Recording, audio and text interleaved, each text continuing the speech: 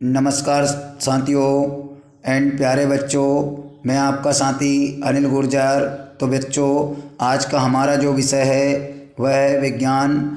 और विज्ञान में हमने पहले भी बताया था कि कितने बिंदुओं से प्रश्न पूछे जाएंगे, कितने टॉपिक रहेंगे। तो इसमें आपको हम बता दें कि 14 मुख्यतः बिंदु हैं, जिसमें वायु पर आधारित वो महत्वपूर्ण प्रश्न जिस पर कि प्रश्नों को एनएमएमएस में आने की संभावनाएं रहती है।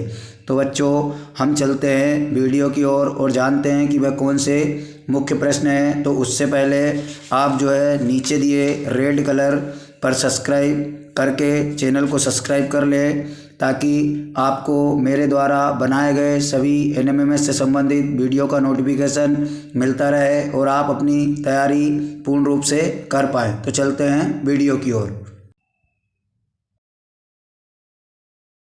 तो साथियों, हमारा जो पहला प्रश्न है कि वायु प्रदूषण के निम्नलिखित में से कौन कारक हैं। तो बच्चों, इसका जो आंसर है वह डी है, उपरोक्त सभी। हम अगर इसका पूरों का विवरण करेंगे तो वीडियो बहुत लंबा हो जाएगा, इसलिए आप जो है प्रश्नों को लिख लें और टिक करते चलें। उसके बाद में हमारा जो दूसरा प्रश्न है वह ये है कि वायुमंडलीय वायु में नाइट्रोजन का प्रतिशत है। ये महत्वपूर्ण प्रश्न है, हमेशा पूछा जा सकता है कि हमारी वायुमंडल में जो नाइट्रोजन गैस है वह कितने प्रतिशत है। तो यहाँ पर 78% हमारे वायुमंडल में नाइट्रोजन गैस है, और गैसें कितने परसेंट है वो भी पता है, लेकिन साथियों सबसे महत्वपूर्ण यही है और बार बार आता है। तो आप लिखें 78% हमारे वायुमंडल में नाइट्रोजन गैस पाई जाती है। हमारा जो तीसरा प्रश्न है वह है वायु क्या है। तो वायु एक मिश्रण है जो कई प्रकार की गैसों से बनती है। तो इसका जो सही आंसर है वह मिश्रण है। उसके बाद चौथा क्वेश्चन, कौन सी गैस विद्युत बल्बों में भरी होती है। तो बच्चों, ये जानना हमें आवश्यक है कि जो विद्युत के बल्ब जलते हैं उनमें ऐसी कौन सी गैस होती है जिसके कारण विद्युत जो है प्रकाश के रूप में हमें दिखाई देती है। तो इसका जो है आर्गन गैस बल्बों में समाहित होती है। अगला प्रश्न क्रमांक 5वां है कि जल का वाष्प में बदलना निम्न परिवर्तन कहलाता है।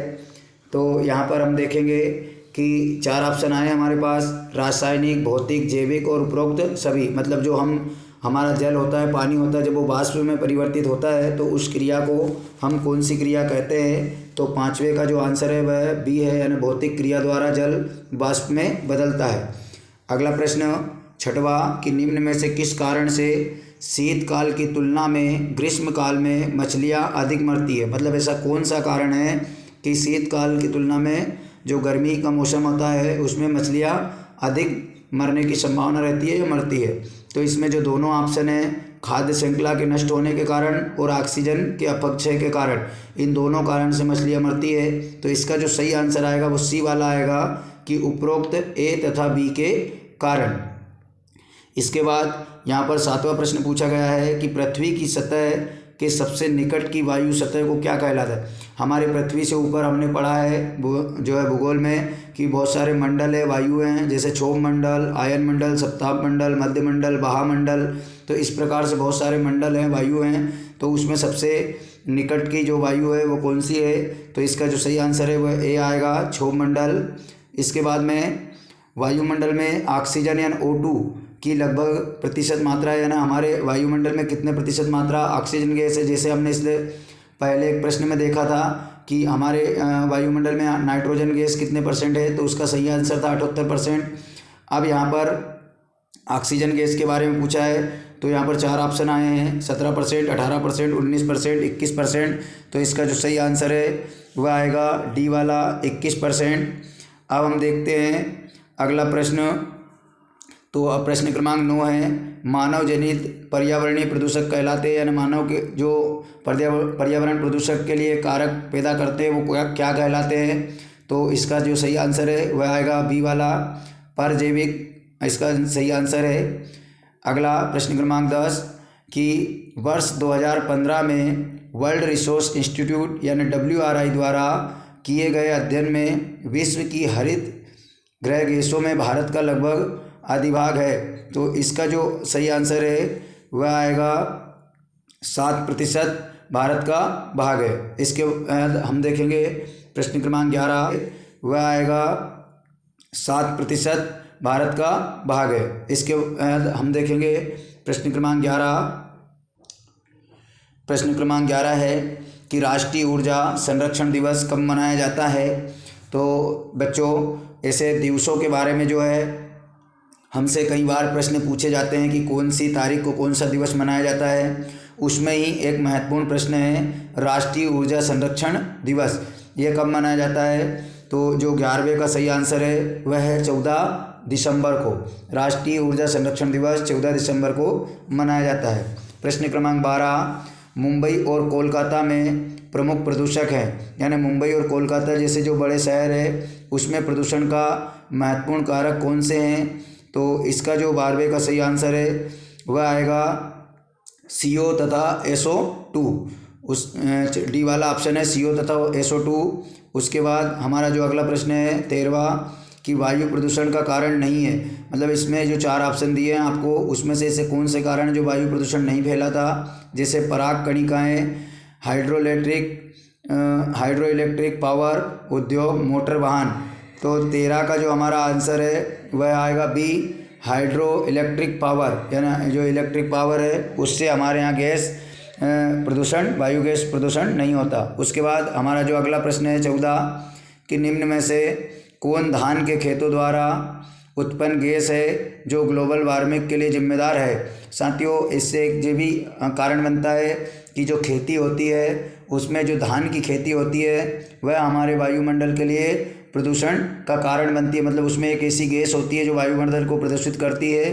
तो हम देखेंगे कि उसमें कौन सी गैस है। तो 14 का भी यानी CH4 जो है वह वायुमंडल में जो हमारी ओजोन परत है या ग्लोबल ओजोन परत को जो ग्लोबल वार्मिंग नुकसान पहुंचाता है उसके लिए जिम्मेदार है। अगला प्रश्न 15 कि वायुमंडल का कौन सा गैस पराबैंगनी किरणों के लिए हानिकारक प्रभावों से सजीवों को बचाता है, यानी ऐसी कौन सी गैस है जो पराबैंगनी किरणें सूर्य से निकलती है जो खतरनाक होती है पृथ्वी के लिए, जीवों के लिए, इसको पढ़ा है सभी ने। तो ऐसी कौन सी गैस है वो जो हमें बचाती है। तो 15 का जो आंसर है वह सी आएगा O3 मतलब ओजोन गैस जो है वो हमें हानिकारक किरणों से बचाती है। इसके बाद हमारा जो अगला प्रश्न है 16 कि ग्रीन हाउस प्रभाव के लिए निम्न में से सबसे अधिक जिम्मेदार गैस कौन सी है। जो ग्रीन हाउस प्रभाव है वही ओजोन से संबंधित है। इसमें सबसे खतरनाक गैस ऐसी कौन सी है जो उसको प्रभावित करती है ग्रीन हाउस प्रभाव को। तो इसका सही आंसर आएगा CO2 यानी कार्बन डाइऑक्साइड जो गैस है वह सबसे अधिक प्रभावित करती है। तो CO2 पे हम टिक करेंगे। तो इस प्रकार अगला प्रश्न देखेंगे 17।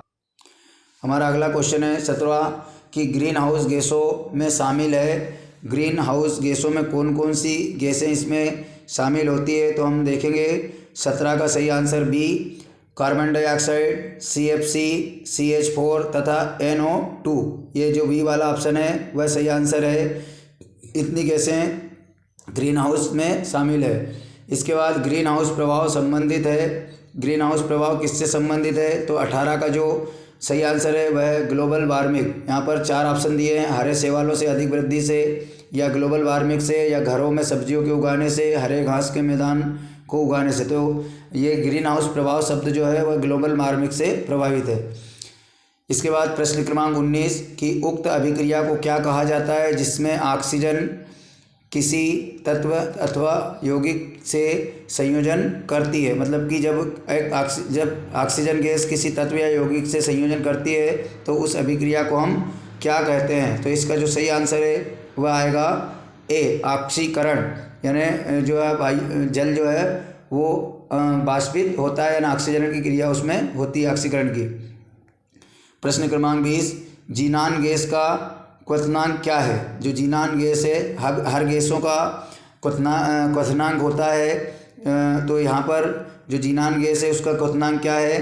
तो 20वां जिसका कि ए आंसर आएगा 108 अंश सेंटीग्रेड, इसका क्वथनांक है जीनान गैस का। इसके बाद 21वां प्रश्न है बैरोमीटर में उपयोग करने के लिए सबसे अधिक उपयुक्त पदार्थ होता है? जो बैरोमीटर होता है उस जो जिससे तो इसमें कौन सा पदार्थ पाया जाता है?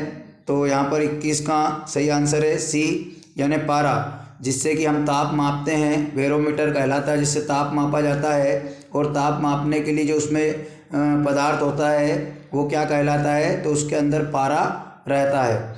इसके बाद प्रश्न क्रमांक 22, मानक मात्रकों में दाब को व्यक्त किया जाता है? किस मात्रक में दाब को हम व्यक्त करते हैं? तो यहाँ पर 22 का जो सही आंसर है वह आएगा ए, यानी पास्कल में। मानक मात्राओं के दाब को व्यक्त करने के लिए में जो किया जाता है वो पास्कल में किया जाता है। इसके बाद हमारा अगला प्रश्न है 23वां प्रश्न है कि वायुमंडल जब अपने परिवेश पर दाब डालता है तो क्या कहलाता है? तो जब वायुमंडल परिवेश में दाब कैसे डालता है, जैसे अधिक नमी के कारण या अधिक प्रदूषण के कारण, तो उसको हम कहते हैं वायुमंडलीय दाब। इसके बाद अगला जो क्वेश्चन है 24वां, पोटेशियम परमैंगनेट जो प्रयोगशाला में ऑक्सीजन बनाने के लिए उपयोग किया जाता है का रासायनिक सूत्र क्या है? तो 24 का आंसर है डी, KMnO4। डी वाला जो आंसर देख रहे हैं KMnO4, ये उसका सूत्र है। और इसी प्रकार अंतिम प्रश्न है हमारा 25वां कि भोज्य पदार्थों का हिमीकरण करने के लिए प्रतिशत के रूप में निम्नलिखित में से किसका उपयोग किया जाता है? तो इसका सही आंसर है बी, द्रव्य नाइट्रोजन का। तो साथियों, ये थे हमारे 25 महत्वपूर्ण प्रश्न विज्ञान के, जिसमें कि इसमें से 3 प्रश्न आना महत्वपूर्ण है।